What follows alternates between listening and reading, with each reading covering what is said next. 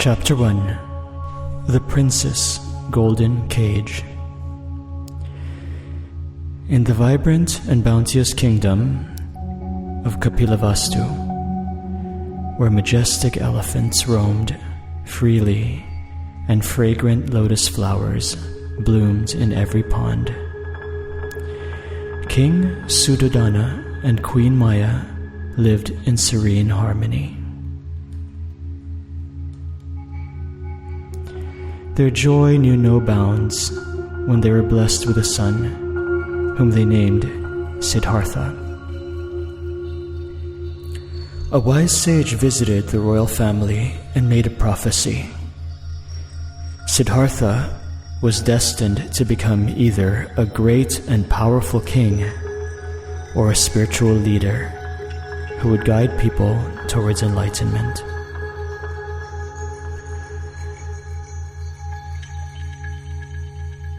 Determined to shape his son's destiny, King Suddhodana decided that Siddhartha would follow in his footsteps and become a great king. To ensure this path, the king built a life of luxury for the young prince, akin to a golden cage.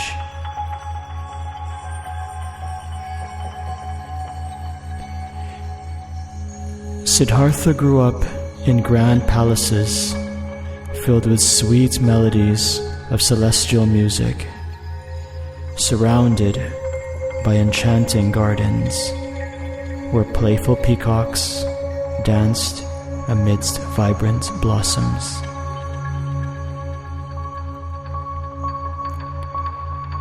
The king took great care to shield Siddhartha from the world's pain and suffering. High walls surrounded the royal compound, and Siddhartha was forbidden to venture beyond them.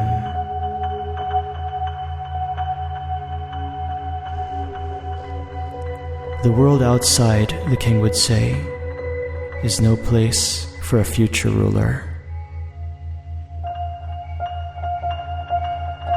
Yet, as Siddhartha grew, so did his curiosity. He was a thoughtful boy with a heart as vast as the sky. He would often gaze out from his balcony at the world beyond the palace walls, wondering what lay on the other side.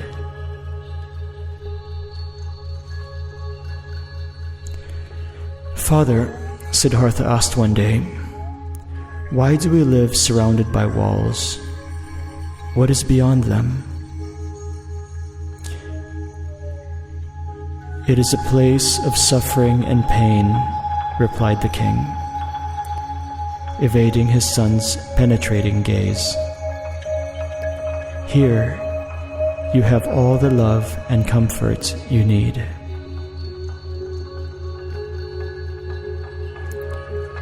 Siddhartha's curiosity, however, could not be stilled. At night, he would lie on his silken bed, and instead of dreaming of princely matters, he would envision himself exploring vibrant forests and grand mountains, meeting people of all walks of life.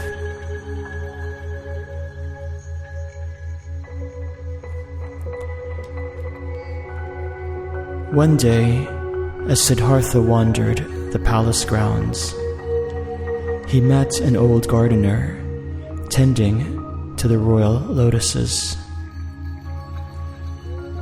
With a warm smile, the gardener offered the prince a delicate lotus flower.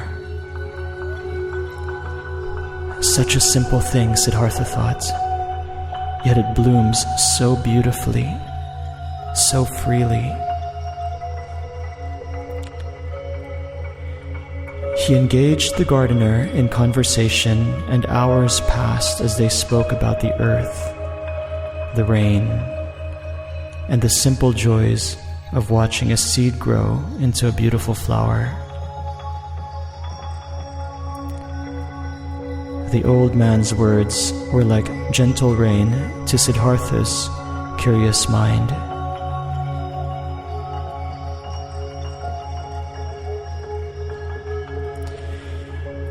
That night, as Siddhartha lay in bed, a profound sense of longing enveloped him. The luxurious palace, the melodious tunes, and the sumptuous feasts no longer entranced him as they once did. He yearned to experience the world, to understand life beyond golden walls and silk veils. And so, under the silvery glow of the moon, Siddhartha made a quiet yet resolute decision. He would venture beyond the palace, beyond the guarded gates and towering walls. He needed to see, feel, and understand the world outside. The world that had been kept a secret from him all these years.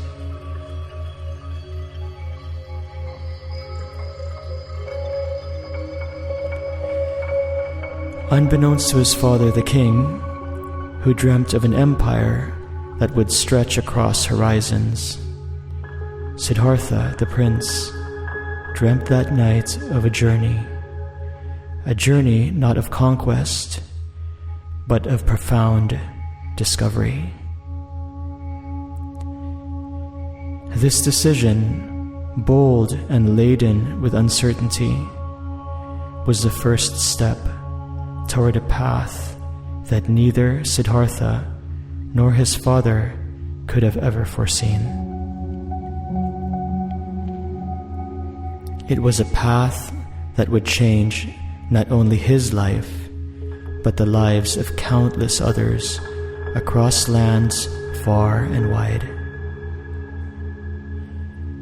In the quiet stillness of that night, the golden cage began to lose its luster, and the first whispers of destiny began to stir.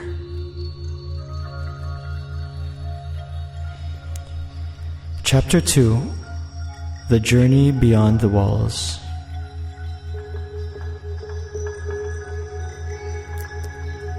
With the break of dawn, Prince Siddhartha approached his trusted charioteer, Channa.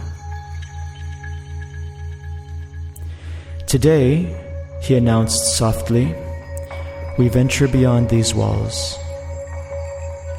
Channa, though surprised, saw the determination in the young prince's eyes and nodded in agreement. As they rode through the palace gates, Siddhartha felt a surge of excitement and apprehension. The world outside was so vastly different from the one he had known. It was vibrant, but also raw and unfiltered. The sun felt warmer, the wind freer.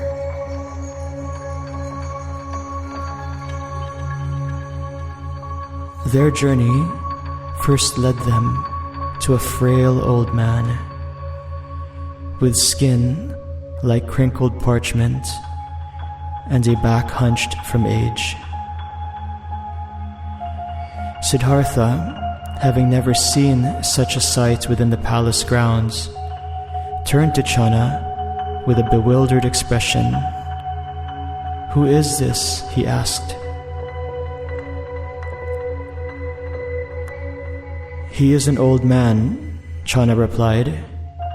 "This awaits us all, Prince. It is the passage of time." Siddhartha's eyes widened in surprise. The concept of age and its ravages had been foreign to him. As they journeyed on, they encountered a person writhing in pain, their face contorted and pale. Sickness, Channa explained somberly, seeing Siddhartha's concern. This was the second sight, and it was as shocking as the first. The prince's heart ached at the sight of such suffering.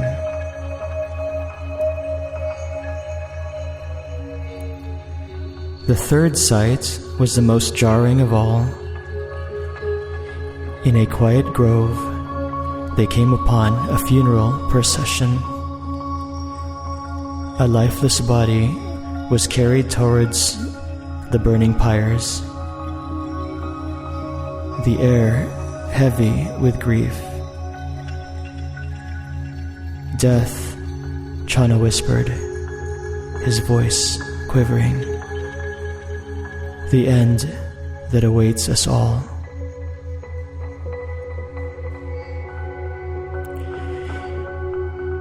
The vibrant world Siddhartha had imagined was quickly overshadowed by these stark realities. His mind swirled with confusion and sorrow. He had never known that life contained such suffering.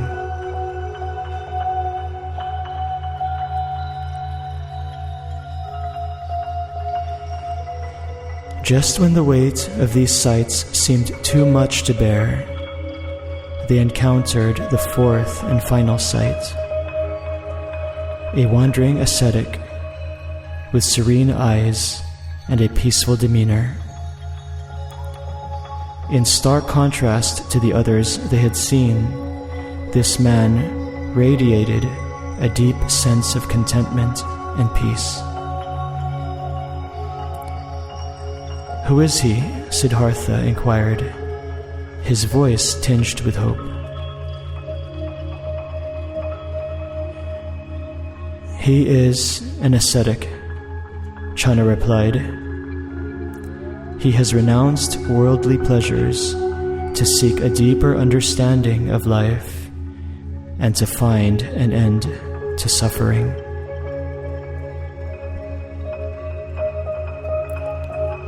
The prince was captivated. Here, amidst all the pain and sorrow of the world, was someone who seemed to have found serenity.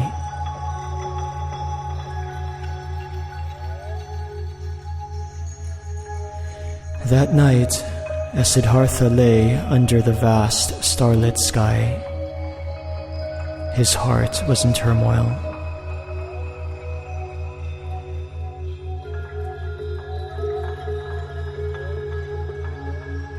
The sheltered life he had led now seemed like a hollow dream.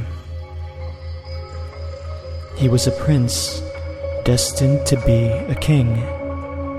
But how could he rule a kingdom when he had just begun to understand the complexities of life and the ubiquity of suffering?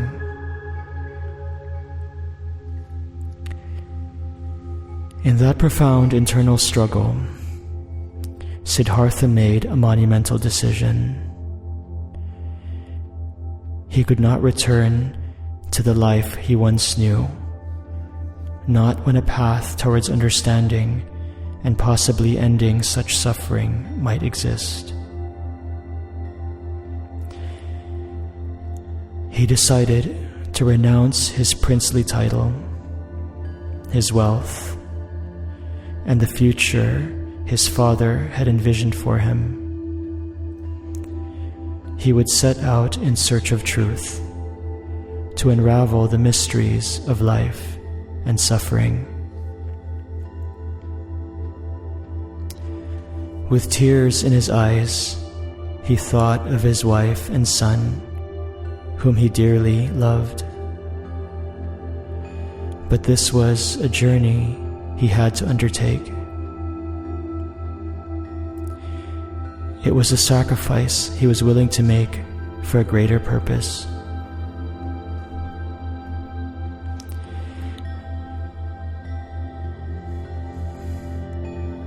As the first light of dawn painted the sky, Siddhartha, with a heavy yet determined heart, set out on his path, leaving behind the life of a prince, embarking on a journey towards becoming something the world had never seen before.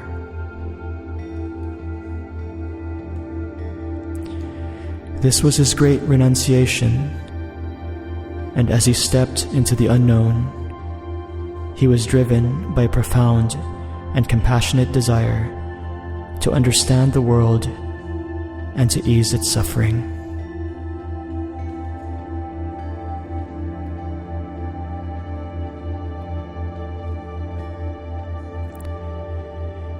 Chapter 3: The Path to Awakening. With each step away from his former life, Siddhartha felt a mixture of sorrow and liberation. He exchanged his royal garments for humble robes and dedicated himself to a life of meditation and asceticism. However, after years of rigorous practices, he realized neither extreme indulgence nor severe austerity led to enlightenment. There had to be a middle way.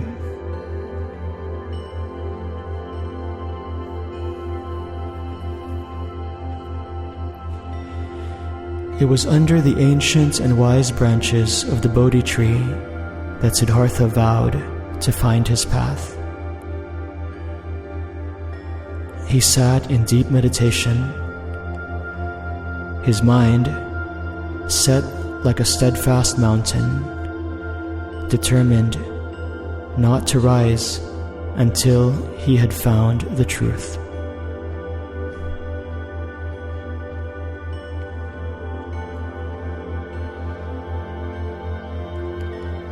As he meditated, he faced formidable challenges. Imagined demons, led by Mara, the embodiment of desire and fear, sought to disturb his concentration. They tempted him with visions of luxurious palaces, threatened him with mighty storms, and taunted him with doubts and fears. "Who are you to seek enlightenment?" they sneered. "Return to your palace. Embrace your destiny as king, not a fool under a tree." But Siddhartha remained unshaken. With a serene and compassionate smile, he touched the ground with his right hand, as if to call the earth itself as his witness. He whispered, "The world and its beings are drowning in a sea of suffering. I must find a way to help." In that pivotal moment, the menacing figures of Mara dissipated, like morning mist under the warm sun. Siddhartha's mind became as clear as a tranquil lake, reflecting the truth he had been seeking for so long. He saw life as an interconnected web, where actions had consequences and suffering was born from ignorance and desire. He understood the Four Noble Truths: the truth of suffering, the cause of suffering, the end of suffering, and the path leading to the end of suffering. He envisioned the Eightfold Path, a middle way that avoided extremes and led to wisdom, ethical conduct, and mental discipline.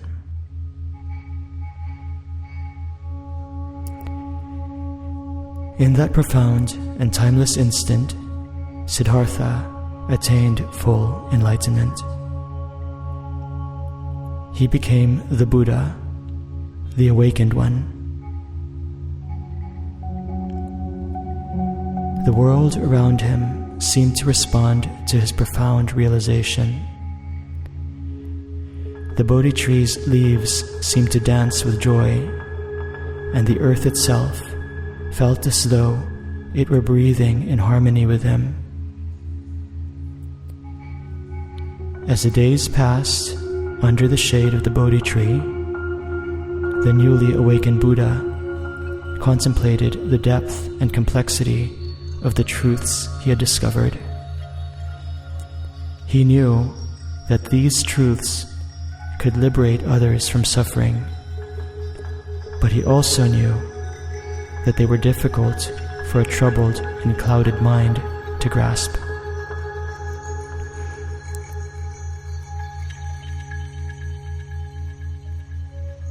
In a moment of pure compassion and love, the Buddha made his second great decision.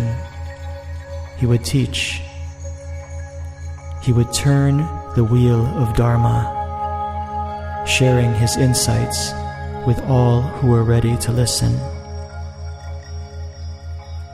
He would become a guide, a light for those lost in the darkness of ignorance and suffering. The Buddha's first discourse, set in the serene deer park, laid the foundation for countless generations of seekers to come. His words, imbued with wisdom and kindness, were like soothing balm for wounded souls and sparked the light of understanding in the eyes of his listeners.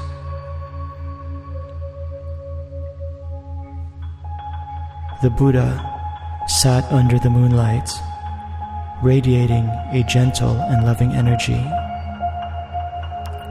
He gazed compassionately at the world, his eyes deep pools of wisdom that have seen the root of suffering and the path to its end.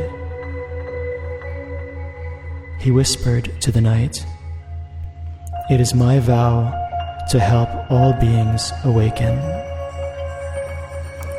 In that soft and sacred moment, as the cool breeze carried the Buddha's boundless compassion across the land, the Buddha's message carried hope, wisdom, and the comforting promise of a path to peace and awakening.